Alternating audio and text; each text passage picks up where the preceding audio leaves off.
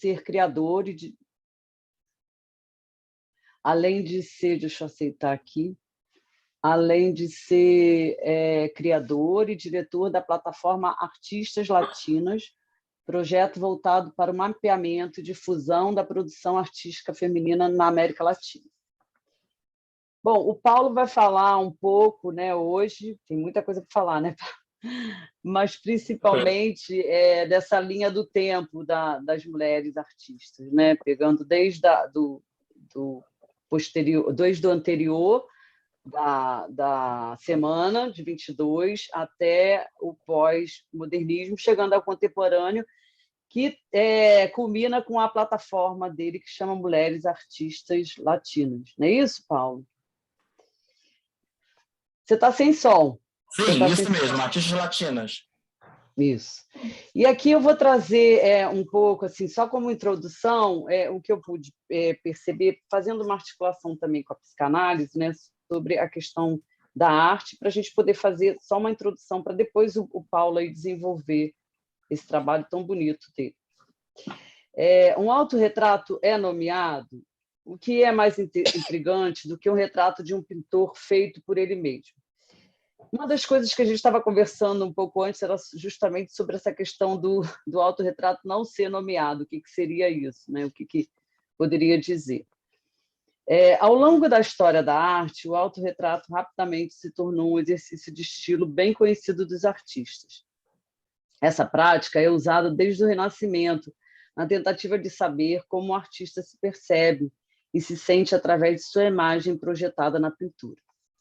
Isso responde a algumas intenções do pintor. O autorretrato permite-lhe responder a uma necessidade trivial do reconhecimento, premeditando assim um sucesso póstumo ou uma posteridade milenar. O autorretrato permite ao artista oferecer ao grande público os traços de um rosto ligado à sua técnica, ao seu estilo ou às suas ambições. Esta abordagem permite que ele tenha um suposto controle sobre sua imagem, ou pelo menos sobre sua aparência física. Há uma interrupção em seu envelhecimento através desse quadro pintado. Assim, se traz a possibilidade de eternizar essa imagem, uma espécie de congelamento do seu aspecto físico. Artistas, homens e mulheres, recorrem a esse talento no desejo de serem vistos pelos outros, mas também no desejo de se diferenciar dos demais, criando uma imagética imortalizada. A definição de autorretrato, de acordo com o dicionário, um autorretrato é um retrato, uma imagem que o artista se faz de si mesmo, muito usado na pintura, na literatura ou na escultura. O autorretrato nem sempre representa a imagem real da pessoa, mas sim como o artista se vê, aceita ou assume ou tenta mudar, e isso depende de cada pessoa ou de cada momento. Na semana de 22, a maioria dos artistas aludiram e evidenciaram os autorretratos. Artistas como Anita Malfatti, Tarsila do Amaral, entre outros, usavam desse recurso para projetar sua autoimagem. Na literatura, destaca o Manuel Bandeira em seu poema Autorretrato.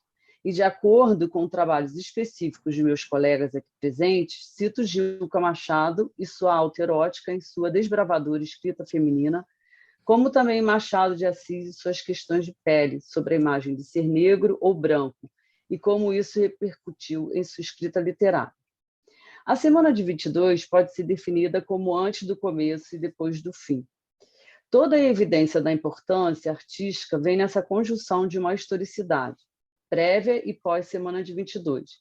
Isso demarca o ponto vigente entre acontecimentos socioeconômicos, políticos e culturais. Um escancaramento artístico, ou seja, um grito no salão bem comportado, como pôde definir Carlos Drummond de Andrade.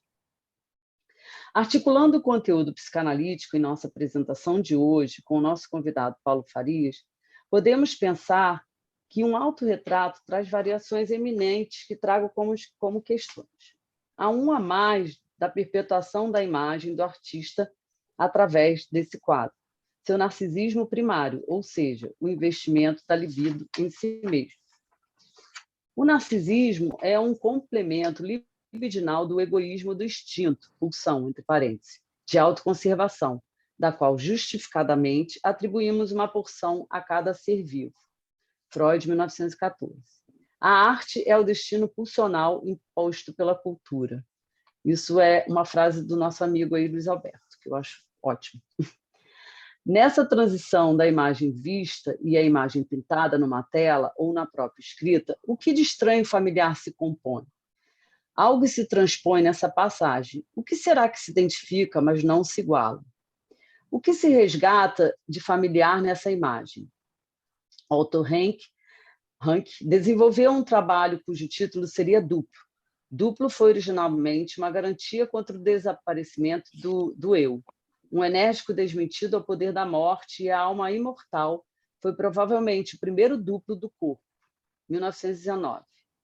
Há uma cena que antecede a uma tela ou uma escrita. Essa outra cena que se apresenta seria o inconsciente em sua forma sublimatória?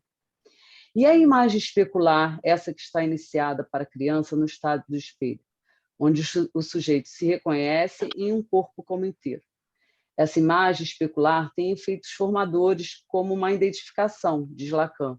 E o que ele denomina do estado de espelho é uma transformação produzida no sujeito quando ele assume uma imagem.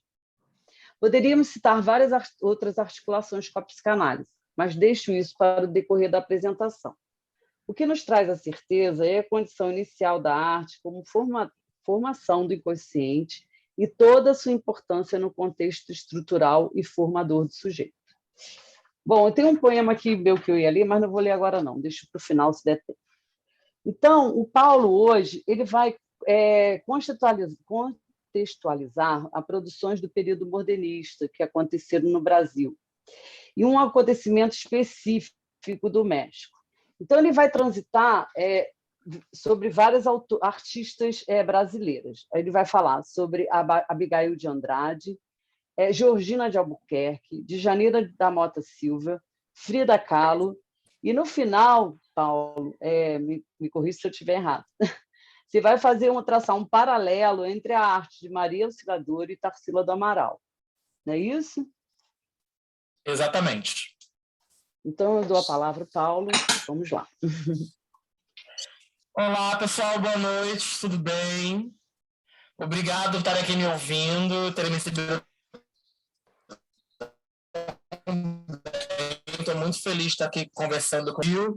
Eu criei uma plataforma chamada Artistas Latinas, que é focada especificamente na produção, educação e difusão da arte produzida por mulheres na América Latina, né? Até entendendo também esse autorreconhecimento do Brasil como participante da América Latina. E desde o ano passado tenho dedicado a entender principalmente a produção artística feita por mulheres no Brasil até os anos 60, 70, né? Que seria o que a gente entende oficialmente como modernismo. O Brasil tem um modernismo muito confuso. Ele não tem um período muito traçado, né? Ele tem acontecimentos que vão sendo atravessados e podem ser ditos como movimentos modernistas. E hoje o que eu trouxe para vocês, na realidade, é um recorte pequeno de uma discussão que a gente começou a fazer ano passado. A plataforma Artes Latinas fez uma discussão sobre os 99 anos da Semana de Arte Moderna, né? Discutindo especificamente o papel das mulheres artistas nesse processo. Primeiro entendendo o que é uma mulher artista brasileira no final do século XIX e início do século XX, como foi a Semana de 22 ou a década de 20 para as mulheres artistas, e depois falando sobre o que seria o modernismo afetivo, quando duas grandes artistas brasileiras autodidatas são colocadas como artistas menores por estarem produzindo um tipo de arte um pouco mais específico. Bom, e aí eu vou fazer então um apanhadão geral sobre isso que eu falei para vocês, e no final eu falo um pouco sobre a plataforma Artes Latinas de uma maneira mais específica. Deixa eu começar a apresentar aqui. Eu não consigo apresentar, vou ter que liberar para mim. Vou liberar, vou ver o que está acontecendo aqui. Obrigada, Alexandre. Vê se consegue agora. Consigo. Beleza. E o primeiro trabalho que eu trago para, enfim, para a gente discutir, caso vocês também queiram me interromper para fazer alguma pergunta ou algum apontamento ou questionamento, fiquem à vontade. É um trabalho de Abigail de Andrade. Abigail, que ela vai ser conhecida talvez como a primeira artista profissional, né? Ela começa a fazer uma produção artística aí no final do século XIX, um período em que a própria Escola de Belas Artes ainda não aceitava mulheres, né? A escola entendia que somente os homens poderiam produzir arte como crítica, como construção, e que as mulheres deveriam ficar em casa e estar mais restrita aos assuntos domésticos. Elas poderiam produzir arte desde que fosse como hobby, não como um trabalho efetivamente. E a Abigail, ela vai ter um papel muito importante na nossa história, né? Porque ela vai pintar esse quadro, que é um canto do meu ateliê, um quadro pequeno, que ela vai expor dentro da Academia Imperial de Belas Artes. Vai ganhar um prêmio, inclusive, por ele, exatamente no meio dessa loucura que é mulheres não poderem frequentar a academia. Ela, em vida, consegue ganhar 2 prêmios, né? Um com esse trabalho e outro com um chamado O Cesto de Compras. E esse trabalho ele surge a partir de uma fotografia, que é essa daqui, e ela cria uma imagem de algo muito ousado para a época, né? Que é uma mulher trabalhando dentro de um ateliê. Se vocês repararem na imagem anterior, esse ateliê dela tem outros trabalhos, tem esculturas, ela está fazendo uma pintura aqui de natureza morta, mas ela, de certa maneira, está dentro do espaço de trabalho dela, e ela pontua esse espaço de trabalho como o meu ateliê. Ela, se não muito me engano, também era casada com artista visual, mas ela não coloca, né, ela não especifica que é o ateliê do marido ou que é um canto da sala, ela coloca o meu ateliê. E é por isso que essa obra é muito interessante, eu trouxe ela como a primeira obra nessa apresentada, sendo um autorretrato, mas não sendo um retrato da face, mas um retrato de um espaço, de uma importância tão grande, porque ela vai criar e vai começar a mexer com as estruturas da academia, né?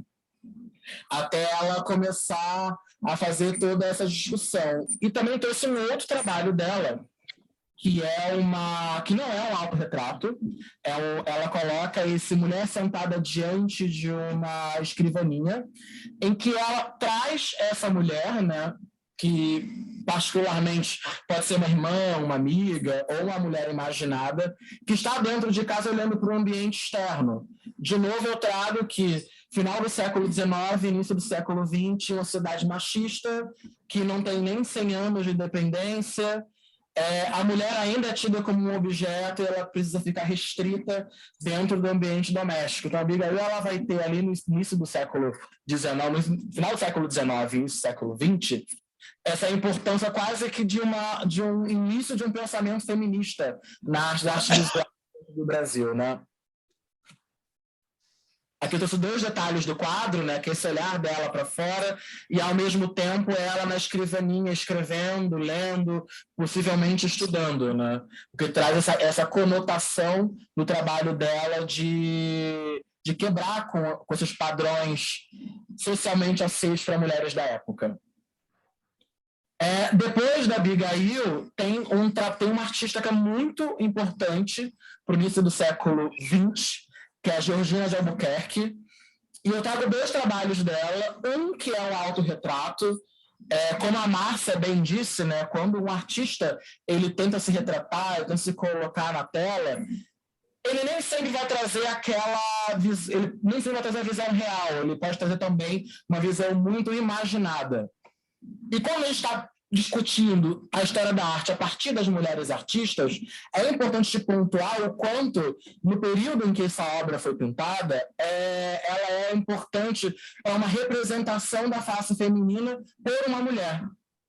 Não é um homem representando uma mulher, é uma mulher se auto-representando. Então, ela não se coloca num papel fetichista, ela não se coloca talvez em uma cena extremamente montada, mas ela está colocando, trazendo para a tela aquilo que ela julga como interessante, aquilo que ela julga como importante. E eu também trago uma certa discussão com relação a essa ideia do modernismo, né? Porque por mais que não seja um trabalho considerado modernista, se a gente for discutir toda a construção do modernismo do Brasil, vocês podem perceber que existe um início de uma quebra padrões da academia.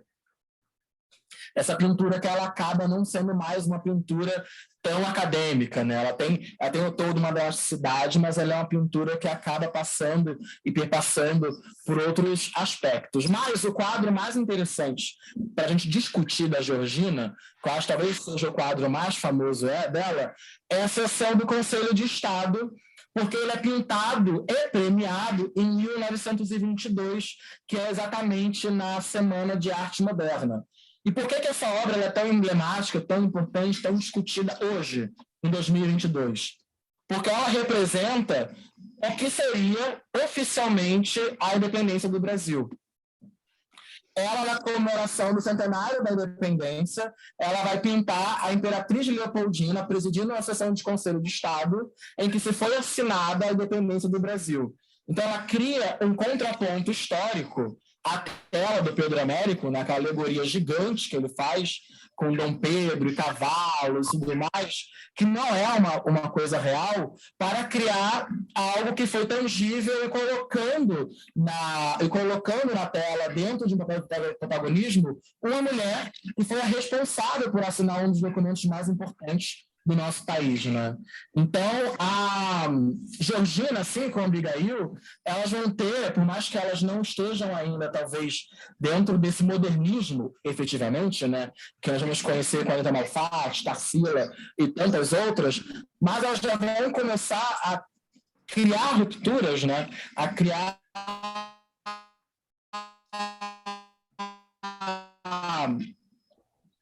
a partir da sua própria existência, mas também a partir de temáticas que elas vão começar a trazer. Até aqui alguma pergunta? Estou indo muito rápido? Alguma dúvida? Alguém quer fazer alguma colocação, né, sobre isso? Alguma colocação? Posso seguir então, né? Então vamos em frente. E aí, nesse mesmo período, eu trago também a Frida Kahlo, mesmo não sendo uma artista brasileira, porque a gente tem uma discussão muito grande sobre retrato, né? E autorretrato, e talvez a Frida Kahlo seja uma das artistas mais conhecidas pela produção de autorretrato, e também uma das artistas que mais tenha produzido autorretrato, né? Ela tem toda essa influência da maternidade, né? Da parte da mãe dela com relação aos indígenas mexicanos, a toda a vivência que ela teve, né? Mais cedo a gente falou que ela teve pólio, depois ela teve um acidente que marcou bastante a vida dela. Ela tem um momento em que ela é obrigada a deixar o México, e isso marca muito o trabalho dela. Ela sofre com diversos abortos, e tudo isso vai atravessar o trabalho dela de uma maneira muito constante. E por mais que ela não seja uma artista brasileira, eu acho que é interessante a gente entender, enquanto América Latina, a importância que a Frida Kahlo ela vai ter dentro dessa construção da história da arte, né? Então, eu tenho 3 trabalhos dela que eu acho que talvez fossem interessantes da gente discutir e conversar. E o primeiro é As Duas Fridas, em que ela coloca, né? Ela se coloca em 2 corpos completamente diferentes, né? Um ela traz um vestido de noiva e o outro ela traz um vestido tradicional mexicano. E um deles, ela tem esse... Como é o nome, gente? Essa artéria, não sei, eu esqueci o nome disso daqui. Que ela corta e começa a sangrar e a esvair sangue ao mesmo tempo em que o coração dela está conectado. Eu não lembro se essa obra especificamente é produzida nesse período, mas tenho quase certeza que ela faz parte de um período em que ela vai morar nos Estados Unidos junto com o Diego Rivera, né? Eles têm uma questão política muito forte dentro do México e precisam sair do país, e ela não consegue superar essa saída, né? Deixar tudo para trás, deixa a casa dela, deixa os pais dela, deixa a cultura dela, para vivenciar uma nova cultura, né? em um casamento completamente infeliz, marcado por muitas coisas, e que, inclusive, vai influenciar, mesmo depois da morte dela, na maneira como nós vamos conhecer a Frida Kahlo, né?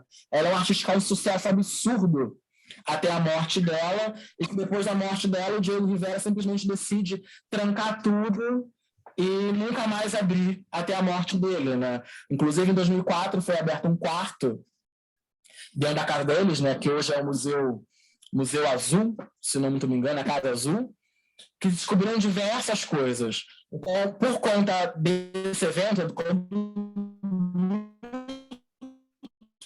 dele, ele vai fazer com que a Frida Kahlo deixe de ganhar um protagonismo merecido, a partir da história da arte, né?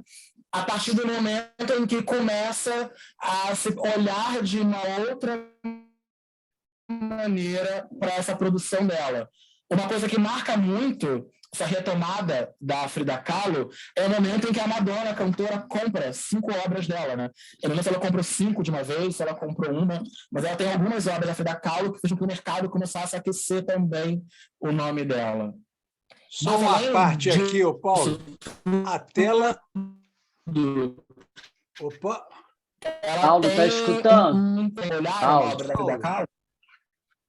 Paulo, só um minutinho que o Luiz quer fazer uma colocação. Não, eu só ia dizer, eu entendi que ele ficou na dúvida se a tela era de 39. Eu ia confirmar que a tela é de 39 mesmo. Não sei se me deu a impressão que você ficou...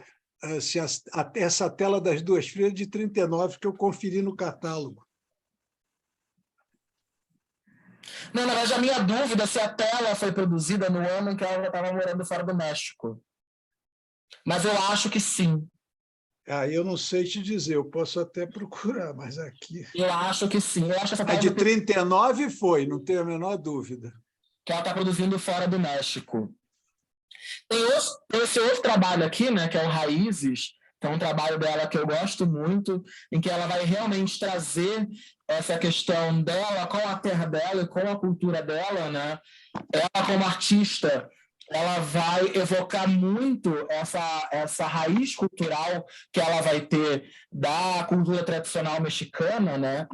Ela é terruana, da ascendência terruana. Eu não lembro exatamente a nomenclatura que é usada, mas ela faz parte de um dos povos tradicionais do México. E a vivência dela era muito, muito, muito enraizada dentro dessa cultura, né? E aí ela começa a assumir essa roupa também como abordagem artística, talvez, colocando assim, informática, né? Tanto que as roupas, as fotografias dela ficam trancadas, né? Como eu falei mais ainda agora, que o Diego vai trancar tudo, isso vai ser reaberto em 2004, as roupas dela também são trancadas nesse processo, né? Porque ele, nesse processo todo de luto, ele entende que as roupas dela são quase que ela, né? Então ele não queria mais ver essas roupas. E o terceiro quadro, que talvez seja um dos mais famosos, é a coluna partida. Ela sofre um acidente em que ela tem uma barra de ferro, atravessa a vagina dela e fratura a coluna, que ela vai durante muitos anos, até o final da vida, né, ter problemas de coluna, ela não consegue andar direito, ela precisa passar um bom tempo deitada para se recuperar, ela volta a andar, depois ela começa a perder de novo a mobilidade. E esse trabalho é muito interessante porque ela traz a coluna dela como uma coluna grega em ruínas, né? Ela traz o cinto que ela usava, né? Ela usava muito esses... Eu esqueci o nome, mas são os moldes que ajudavam ela a ficar mais reta, né? Com que a coluna não desfizesse, não ficasse num processo de degeneração mais rápido. Um colete, né? Uma espécie de colete. Chamava-se um corset, que é um colete que na época se fazia de gesso, né? Havia até outros modelos para fazer, que você sustentava a coluna, porque não tinha sustentação a coluna. Exatamente. E ela se traz toda furada, com uma pintura toda cheia de pregos pelo corpo, com essa coluna aberta, né, ela rasgada ao meio com essa coluna, e chorando. Então, os quadros da Frida, às vezes a gente acha que consegue alcançá-lo só olhando, então a gente tem que sempre olhar e observar. E isso fala muito sobre a função do autorretrato, né? Sim, Porque... e o momento ali de que ela está passando pela essa dor, né? Essa representação da dor, né? Como consiste Exatamente. nesse autorretrato. Sim, e o quanto aquilo também vai consumir ela como pessoa.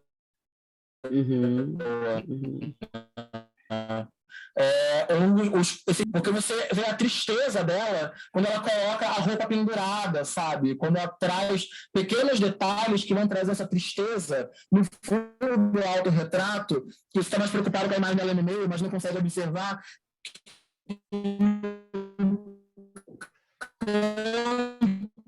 Ela traz talvez uma figura, entende? Então, nesse, por exemplo, ela traz os pregos. E aí, o que será que ela quer dizer com esses pregos?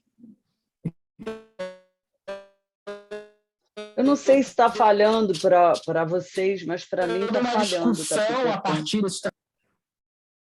Paulo, eu não sei, está picotando para todo mundo? Sim. Está cortando, sim. Tá sim. Tá na internet, para a internet do telefone. Está picotando, sim. Não está dando, porque às vezes o seu som fica reverberando a sua voz.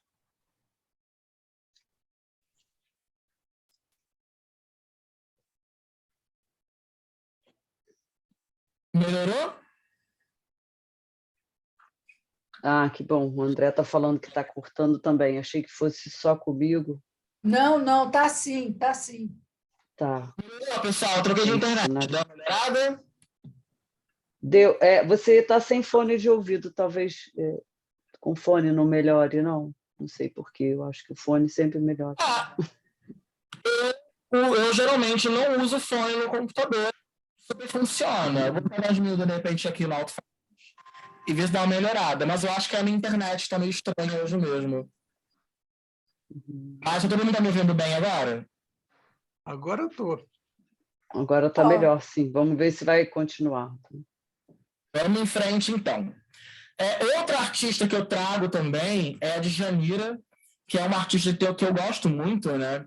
A Djanira e a Maria Auxiliadora, que eu vou falar depois dela, elas têm histórias muito próximas, né? São duas artistas de origem humilde, de autodidatas, mas a Djanira, especificamente, ela vai ter uma produção muito grande, mas sempre voltada para a representação de festas e religiões da nossa cultura popular. O que vai ter ali no período em que ela é produzida, né? Talvez como uma arte menor, como um artista sem tanta importância e visibilidade como as outras artistas modernistas, né? E aí eu trago esse autorretrato da Djanira, né? Que, enfim, é um dos muito poucos que ela reproduz, porque eu acho muito curioso esse autorretrato, porque eu não sei se é uma impressão minha, mas eu tenho essa figura aqui que ela traz, né? Nesse quadro, quadro, como se fosse um autorretrato dentro de um autorretrato, como se ela estivesse trazendo uma obra como se ela tivesse pintado uma obra e ela tivesse incluído esta obra dentro da nova obra. E a Djanira, ela vai ter uma importância muito grande, principalmente para o registro das culturas afro-brasileiras, né?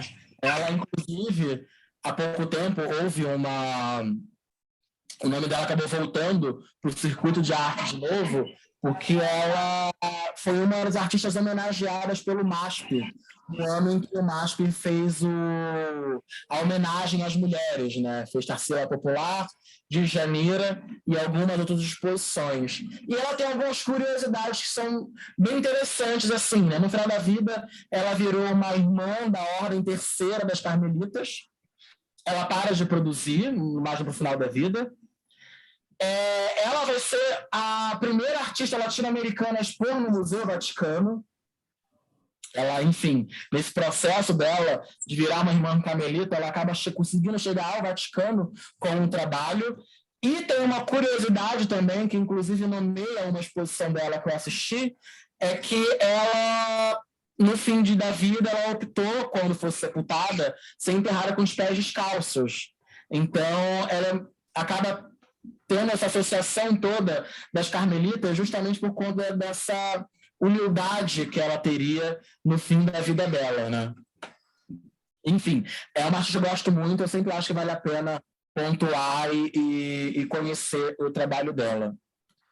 E aí, para a gente finalizar esse primeiro bloco das discussões, né, eu trago duas artistas que nasceram em épocas próximas, né, não tão distantes, que produzem em períodos próximos também, mas são separadas por recortes que passam pela racialidade,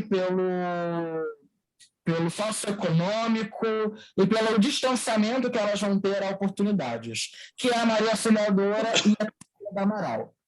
A Maria Auxiliadora, ela é uma pintora, ela é uma pintora paulista. Ela é paulista? Ela é mineira. Não, ela é mineira. Ela é uma pintora mineira, negra, de família humilde. E é interessante porque ela tem origem em uma família humilde, mas também uma família humilde de artistas. Ela tem 18 irmãos e quase todos eles são artistas. Trabalham com poesia, trabalham com pintura. E a Maria Auxiliadora, ela vai ter uma produção muito extensa, também voltada para a representação de festividades e principalmente da religião afro-brasileira, né? Então, a produção dela, como artista autodidata, vai ser voltada para entender o que é aquele lugar que ela está, no interior de Minas Gerais, mas também a religião, né? Enfim, todas as questões que acabam sendo envolvidas no processo dela. E ela tem um processo muito curioso de pintura, em que ela, além de utilizar a tinta, ela cria um 3D na pintura com gesso e cabelo. Então, ela adiciona na pintura dela pedaços do próprio cabelo para criar volume. Então, a pintura dela não é uma pintura chapada, é uma pintura volumosa. Ela consegue ter um certo reconhecimento em vida, né? As pessoas conseguem chegar ao trabalho dela, mas depois que ela morre, em vida, uma coisa importante, em vida ela não consegue viver como artista. Inclusive tem uma reportagem de uma exposição que ela faz, que é uma coisa pavorosa, que eles colocam como título que a empregada doméstica largou a cozinha pelos pincéis, ou alguma coisa do tipo. Então, em vida, ela consegue ter um certo reconhecimento, mas ela não consegue ter a profissão de artista visual como boa parte das mulheres brancas do mesmo período também vão ter. E ela, depois que morre, ela acaba caindo em um limbo, né? Ela sofreu por um apagamento até o início do século XXI, quando os movimentos negros começam a retomar o trabalho, os artistas, na verdade, anos 90, início do século XXI, quando os artistas intelectuais negros começam a retomar essa produção e a entender tudo aquilo que ficou para trás, né? Em contraponto, a Tarsila do Amaral, que é tida como um dos maiores nomes do nosso modernismo, inclusive sempre associada à Semana de 22, mesmo não estando aqui na Semana de 22, né, ela estava em Paris na Semana de 22, ela tem uma história muito diferente da Maria Auxiliadora, né? Ela é filha dos barões ela é neta dos barões do café, cresceu numa fazenda. Isso também vai construir muito do imaginário que ela vai ter para as obras que ela vai construir, né? Essas obras que depois ela vai trazer no movimento antropofágico estão muito intrínsecas à memória que ela também tem da infância e da adolescência dela. Ela consegue sair do país, ela estuda fora do país, aprende com diversos artistas e volta para o Brasil para, enfim, revolucionar aquilo que a gente também vai entender como movimento artístico. Por mais que a gente estivesse na Semana de 22 com uma produção extremamente modernista com a Anita Malfatti, é a Tarsila do Amaral que acaba tendo o maior protagonismo dentro do nosso modernismo, né? Que eu, enfim, particularmente acho muito injusto com a Anita. Hoje, talvez a Anita consiga também ocupar esse lugar, mas a Tarsila ela acaba tendo uma popularidade muito maior. E eu trago aqui uma discussão que ela é criada pela Renata Felinto, que é uma artista visual incrível, uma pesquisadora, professora da Universidade Federal do Cariri, se não muito me engano, e que tem se dedicado a entender esses processos de apagamento dos artistas negros nas artes visuais. E ela tem um texto chamado A Palha das Artes Visuais do Brasil, Onde Estamos Negros e Negras, em que ela vai discutir, dentro desse texto, como a história da arte brasileira ela fez um apagamento de artistas negros que estavam produzindo tão bem ou melhor, ou enfim, nem sempre ela faz essa comparação do que artistas brancos. E especificamente com relação a Maria Auxiliadora e a Tarsila, ela vai fazer um contraponto de duas obras que são muito interessantes. A primeira obra, que é a obra da Maria Auxiliadora, que se chama Autorretrato com Anjos, né?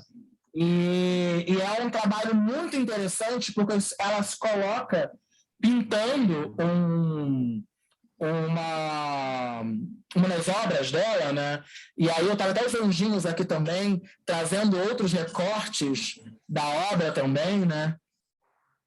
Para ela discutir, em que ela se coloca na figura central como uma figura talvez um pouco mística, um pouco celestial, né? Produzindo aquela obra de arte.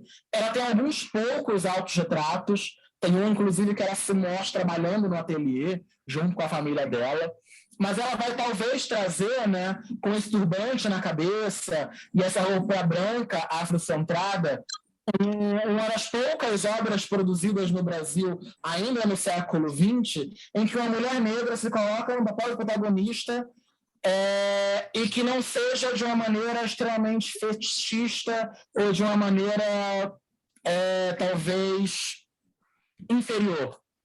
A gente vai ter uma próxima... Paulo, você me permite uma parte? Nós temos uma artista que começa agora a despontar, uma artista negra também, que se chama Lúcia Laguna. Não sei se você já ouviu falar. E ela começa a tomar agora, né, digamos assim, a obra dela, uma importância muito grande na nossa contemporaneidade. Só queria fazer esse à parte. Sim, e se você for olhar, né, tantos nomes de mulheres negras que têm uma relevância absurda, tanto na parte de artes visuais, mas também na música, né? Carolina de Jesus, Elza Soares, que ela vai, enfim, aos trancos e barrancos, conseguir chegar até o século XXI como um grande nome da música, mas que lá atrás, nos anos 60, 70, não vai ter a devida valorização. A própria, na literatura, a própria Carolina Maria de Jesus. Enfim, todas as mulheres negras vão sofrer com esse apagamento por talvez não estarem se colocando naquele papel de proximidade da mulher branca e procurando trazer um protagonismo para elas também, né? E aí a Renata, ela traz esse retrato que eu acho incrivelmente maravilhoso, ela traz como contraponto a ele. Aqui é uma foto da Maria Auxiliadora com um trabalho, né? Inclusive, é muito parecido com esse trabalho aqui, que ela está representando. Ela traz como contraponto esse trabalho A Negra, da Tarsila do Amaral, que é um trabalho muito famoso dela, né? Talvez seja um dos mais famosos dela. O mais famoso, acho que é o Bapuru, mas é um dos que está ali no top 5, talvez, em que ela faz uma crítica muito interessante e contundente à obra, de que a Tarsila vai trazer essa mulher negra nessa obra como uma memória de uma pessoa que ela lembra que existiu na fazenda dos pais dela. Então, lembrando que a abolição ela foi em 1880, né? A Tarsila nasce logo depois. A tela é pintada em 23. A gente está falando em menos de 30 anos depois da abolição, em que possivelmente essa mulher que ela representa, em que ela não sabe o nome, mas ela lembra talvez de um rosto, tenha sido uma pessoa escravizada na fazenda da família dela. E é interessante porque ela traz esse seio desnudo, né, em que talvez ela esteja sugerindo que essa mulher fosse uma ama de leite. Então, ao mesmo tempo que a Maria Auxiliadora ela se coloca como figura central dessa obra de arte, né, evocando exatamente essa potência da produção da mulher negra, a Tarsila ela vai trazer esse retrato de uma mulher negra que ela não sabe quem é, ela tem uma memória generalista desse rosto, ela não sabe o nome e que possivelmente foi uma pessoa escravizada. Então, ela também traz essa mulher totalmente esmorfa, né? A pessoa não tem uma forma muito contundente, mas ela vai trazer esse seio muito, muito claro e esse rosto também. Até destaco, inclusive, o rosto e o seio aqui, que são interessantes, e coloco as duas obras em contraponto, né? Que é a obra de uma mulher negra pintada por uma artista branca e uma obra de uma mulher negra pintada por uma artista negra, né? Inclusive, aproveitando essa discussão, se vocês tiverem interesse em continuá-la, está rolando uma exposição no MAR, no Museu de Arte do Rio, chamada Enciclopédia Negra, que é a partir de um livro da Lilia Schwartz, do Jaime Laureano, e de uma terceira pessoa que eu nunca lembro o nome, em que eles convidaram artistas negros contemporâneos para criar o rosto, né, enfim, de homens e mulheres da cultura negra que foram importantes para a nossa cultura e que foram perdidos na história. Então, eles criam esse livro, eles fazem uma enciclopédia nominal com um pouco da história dessas pessoas, e eles selecionam algumas das pessoas para que artistas criem, né, retratos dessas pessoas. Enfim, da minha parte, era essa contribuição que eu tinha, uma coisa muito rápida, mas ela fala muito sobre o que a gente tem desenvolvido no Artes Latinas, né, nessa plataforma. A gente tem se dedicado nos últimos 2 anos, dos 3 anos de existência, a trabalhar muito com temas que são urgentes e importantes de serem discutidos, né? Tanto com relação a entender esse processo das mulheres racializadas no Brasil, das mulheres negras, indígenas, amarelas também, mas também sobre maternidade, sobre essas produções em diáspora, e, enfim, a tudo isso. Atualmente, a gente tem um site que é www.artislatinas.com.br, que a gente tem conteúdo gratuito. Esse conteúdo, inclusive, faz parte de uma aula em 3 vídeos que a professora Isabel Carvalho deu. Tem uma segunda aula que é muito interessante, que fala sobre como 4 artistas de 4 países falam sobre a violência dentro da história da arte, né? Nós vamos trazer a violência contra a mulher para dentro do trabalho delas.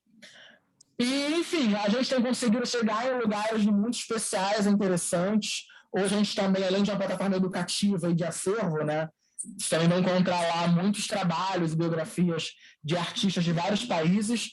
A gente também tem conseguido chegar em espaços físicos, né? A gente tem feito exposições, está participando agora de feira de arte, levando o trabalho de algumas artistas. Temos um marketplace também, em que a gente está vendendo a seleção de artistas mães que a gente tentou vender na última feira de arte que a gente participou.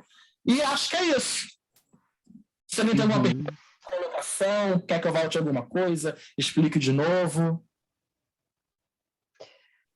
Paulo, bem bacana essa sua explanação, né, sobre essa linha do tempo aí que a gente conversou, né, da condição da mulher, né, brasileira principalmente, né. Eu acho que a gente pode abrir um pouco para as pessoas se colocarem para falar alguma coisa e depois a gente faz um fechamento aí. Alguém quer colocar alguma coisa? Tem alguma coisa no chat, Alexandre?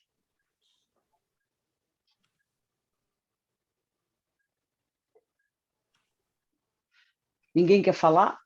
Eu quero perguntar até uma coisa. Aquele grupo, eu vou perguntar para o nosso amigo aí, Paulo. Aquele grupo que tem aquelas 3 aulas de modernismo é do grupo de vocês, das mulheres latinas? Sim. Tá. Gostei muito daqueles vídeos. Sim, a Isabel, que inclusive ela tem uma plataforma. Quem dá aula, né? A Isso, Isabel, é. Muito boa. um teto seu, né, Isabel Carvalho, e ela, inclusive, o projeto como um todo, ou as gelatinas, existe por conta dela, né, ela é a grande incentivadora desse projeto. Ela tem um trabalho muito interessante em investigar essa produção artística feminina, né? Feminina e feminista. Então, ela tem um curso chamado Mulheres Artistas na História da Arte 1 e o Mulheres Artistas na História da Arte 2, em que ela faz um apanhado geral desde a Idade Média, se não muito me engano. Não sei se tem alguma coisa anterior que ela também traga, em que ela vai trazer as mulheres artistas do Renascimento, por exemplo, que, enfim, as pessoas acabam esquecendo que elas existiram, né? Mulheres que são agora trazidas, são evocadas nesse momento, que saíram desse apagamento, sendo trazidas de novo. E ela fala sobre essas criações feitas através do tempo. E ela também faz alguns conteúdos exclusivos para a gente. Ela fez esse curso em 3 aulas sobre o modernismo brasileiro a partir das mulheres, e fez a aula sobre a arte e violência, em que ela vai trazer o trabalho da Rosana Paulino, que é uma artista negra brasileira, que fala sobre a violência e, enfim, a história das pessoas africanas que foram trazidas como pessoas escravizadas para o Brasil. Ela fala sobre o corpo feminino, sobre alguns estudos higienistas do século XIX. Ela fala sobre os navios negreiros, enfim, é um trabalho muito interessante. Quem não conhece o trabalho da Rosana, vale muito a pena conhecer. Ela traz o trabalho da Voluspa Jarpa, que é chilena, se não muito me engano, e vai falar sobre histeria, sobre o conceito de histeria. Ela também traz o trabalho da Doris Salcedo, que é uma artista colombiana incrível, que tem um trabalho de investigação sobre a violência dentro de todo esse processo que a Colômbia viveu com as Farc, né? Ela vai trazer alguns trabalhos importantes da Doris Salcedo, como Atrabiliários, em que a Doris faz uma pesquisa sobre a identificação de corpos depois que as famílias conseguiam achar, né? Depois que, enfim, a pessoa era sequestrada, às vezes assassinada, e quando as famílias acabavam encontrando um corpo, estava em um estágio tão avançado de putrefação que eles só conseguiam reconhecer a pessoa pelo sapato. Então, ela vai colocar esses sapatos em nichos e cobrir esses sapatos com bexigas de animal, porque dentro de uma pesquisa que ela fez, quando uma mulher sofre violência sexual, um dos órgãos mais afetados é a bexiga. Então, é um trabalho muito denso sobre a violência na Colômbia. Tem um trabalho que eu gosto muito, em que ela vai pegar várias armas devolvidas das Farc e vai criar um piso para um memorial na Colômbia. E a quarta, que eu não lembro, a Ana Mendieta, que é uma artista cubana incrível, que fala especificamente da violência de gênero, né, da violência contra a mulher. Então, ela vai trazer algumas cenas, alguns trabalhos interessantes dela. Então, eu sou Paulo, muito querido, Isabel, falaria dela aqui horas. Pois é, Paulo, a gente tem gente querendo falar, então vamos deixar esse assunto para depois. Eu acho bacana você colocar essas referências para mim, né, escreve para mim, que aí depois eu passo aí para a escola. Perfeito. Aí quem vai falar agora é Tereza. Tereza e Cecília. Tá, obrigada. Paulo, eu achei bastante interessante a sua contribuição. Eu tenho aqui uma vozinha que é da minha neta aqui no fundo. Mas, enfim, eu queria te perguntar se não há, dentro dessa perspectiva modernista brasileira, algo sobre as artistas de origem indígena. Porque no campo, né, digamos assim, das minorias, sobretudo as minorias femininas, a gente tem uma expressividade maior dentro do campo de produção artística da cultura negra, mas eu não vejo da cultura indígena. E eu queria saber se você tem essas referências. Olha, não tenho, até porque a arte indígena, ela até um certo período, ela é tida como um artesanato, né? A produção indígena não é tão levada a sério. Mas, se não muito me engano, eu acho que a Djanira ela tem ascendência indígena, inclusive. Ela não é uma artista indígena, ela tem ascendência indígena. Mas poucos são os artistas indígenas conhecidos do século passado. Assim, se você me perguntar agora, eu consigo te falar 10. Assim, que são artistas contemporâneos. Mas artistas modernistas indígenas, eu acho que é uma pesquisa interessante para a gente fazer, porque eu, particularmente, não conheço nenhum. Talvez por esse lugar que os indígenas ocuparam, até pelo menos o final do século XX, né? De serem povos primitivos que fazem artesanato como subsistência, etc, etc, etc. Na terceira aula da Isabel, o nome da professora do curso que você se referiu, na terceira aula dela, ela coloca a Djanira com essa origem aí indígena. Sim. Ela fala sobre isso.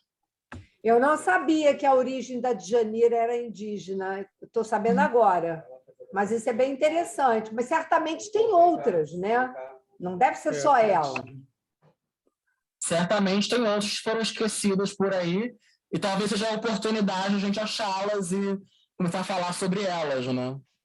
Ô, Tereza, vê na aula da Isabel, a terceira aula, ela fala sobre isso. Nessas aulas aí que o Paulo o link deu, da aula da Isabel. Gente. Oi? Eu vou mandar para vocês o link dessa aula da Isabel, muito boa. Aquelas 3 aulas que ele mandou aí, eu vi as 3 e ela fala sobre isso. É como ela fala também, é muito interessante o negócio, que eu fiquei assim até, não tinha me dado conta disso, que essas pintoras aí brasileiras não podiam ir para a rua pintar como eram os homens. Ele até cita aquela imagem do Olímpia, que é uma mulher num cabaré, né? Como é que a moça ia estar lá para pintar isso? Não era possível. Aí ela fala que os flaner, né, o cara que ficava rodando na rua ali, que ele via uma cena, um bar, não sei o que, pintava. As mulheres era só dentro de casa, não podia sair. Sim, e seria um absurdo uma mulher se pintar nua numa tela, né? Imagina. Porque poderia estar representada como objeto de fetiche, mas ela se retratar ou retratar uma outra mulher nua, isso é absurdo, seria uma coisa absurda. E eu acho interessante trazer isso, Luiz Alberto, porque fala também sobre a arte pública, né? Porque as mulheres artistas, está falando de pinturas que vão estar em instituições, mas as mulheres artistas demoraram a chegar com esculturas e trabalhos na rua. Se não muito me engano, aqui no Rio de Janeiro tem algumas poucas artistas do início do século XX que são de arte urbana. Na Quina da Boa Vista, não sei se vocês conhecem, algumas esculturas que ficam no lago, acho que tem uma cobra. O da cobra, tem o da cobra lá, sim. É feita por uma mulher. Eu não me recordo agora o nome dela. Eu sei, tem na aula dela, eu não me lembro o nome da mulher, mas tem na aula dela que fez essa cobra e botou lá no Lago Central, lá da Quinta da Boa Vista. Exatamente. Então, assim, até mesmo fazer arte pública, né? Foi um processo que, enfim, levar essa arte, colocar na parede foi um processo, mas torná-la pública também foi um processo ainda maior. Gente, peraí que a voz falhou.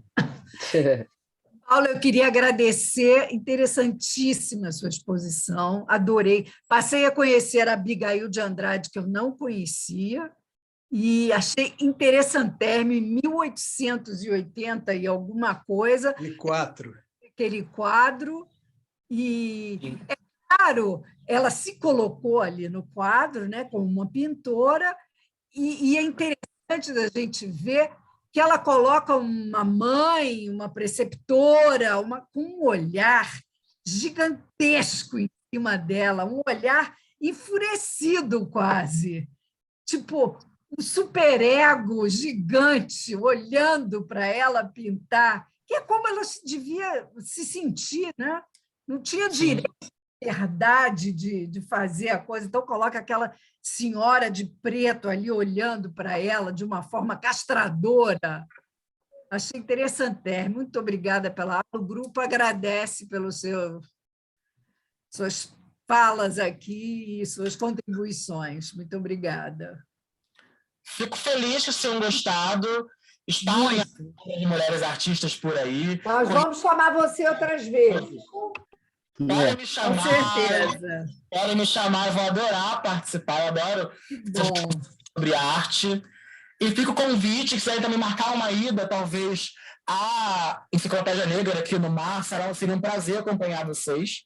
Tem artistas incríveis, incluindo a própria Renata Felinto, que eu falei aqui mais cedo, que está lá participando da Enciclopédia Negra, mas também tem outros nomes que estão despontando agora, como Márcia Falcão, Mônica Ventura, Tia Lúcia, que é uma ela dentro da exposição é o único autorretrato, que é uma moradora da Gamboa, do entorno do museu, que já morreu, que não existe mais, mas e é uma exposição interessante porque ela faz o contraponto entre a representação de obras de artistas brancos que desenham pessoas negras, que são do acervo do Mar, com essas obras de artistas negros pintando pessoas negras. Isso é bem interessante. Vale muito a pena assistir. Legal. Paulo, querido, muito obrigada. Eu acho que a arte ela tem esse domínio, né, sobre a época e que existe sempre essa possibilidade do retorno, né, sobre essa contemporaneidade aí que a gente vive atualmente e como isso retorna, né, com o modernismo, com toda essa história mesmo, a historicidade mesmo do mundo de uma forma geral, né? Cláudia, eu não sei se você mandou para nosso grupo essa das artistas latinas aí que o Paulo falou e que eu citei também, mas eu mandei agora para o grupo. Acabou de mandar. Eu acabei de mandar. Essas 3 aulas aí que o Paulo mandou, né, são muito boas, entendeu? Devem ver. Inclusive, eu acho que a gente pode pensar até em convidar a Isabel, né, Paulo, se possível, também, para ela fazer aqui. Muito boa ideia. A Isabel é uma pessoa incrível, eu tenho certeza que ela super toparia participar e conversar. E acho que a gente poderia marcar um papo, eu, ela e vocês, que eu acho que seria muito bacana. Ela é uma grande mentora para mim, me ensinou muita coisa, aprendi muita coisa com ela.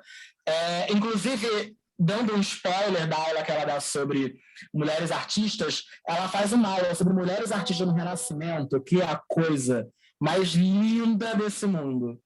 Então... originário, né, da arte, né?